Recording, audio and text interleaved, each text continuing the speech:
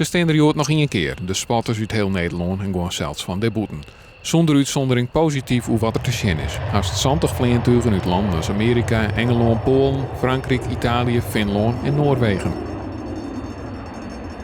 Indrukwekkend nog, hè? Heel veel lawaai. Het is wel mooi. Het is voor mij de eerste keer, dus ik vind het wel echt wel leuk om te zien.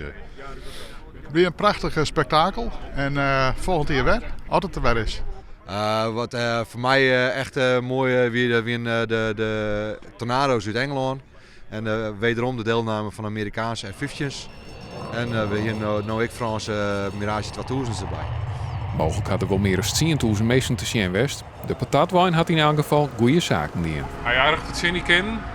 Ja, dat zit ik net, hè. Maar... ja, nee, dat let ik net uit. Maar het is wel boeiend eigenlijk, het chassis. Jouw glimpje erbij, dus doe je net negatief. Nee, het is zeker net negatief, nou. Voor het eerst wie er dit hier een betellen parkeerterrein van spotters onder Massemer kant. Dat moest parkeerroerlijst in het dorp, in de bermen en op het dieken om de basis in voorkomen. Nevens de spottersclub had het werken. Wij kunnen eigenlijk denk ik waarom zijn op 2 weken gestructureerd parkeren. En wij hebben geen klachten yet van omwennenden. Dus wat dat betreft denk ik dat het fantastisch voor ons is. Wij klappen de hand dicht wat dat ook gaat. Ja. Er wordt nou besjoen dat de takken hier eenzelfde soort terrein komen in onder de Jeltsemer kant.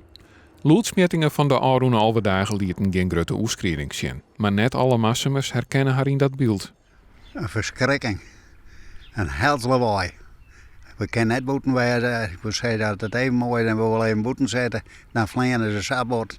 En we krijgen een heel stuk marges horizon. Uitlaatgassen. Dan zijn we helemaal net zo hier mooi. Takken hier is de volgende editie van Frisian Flag.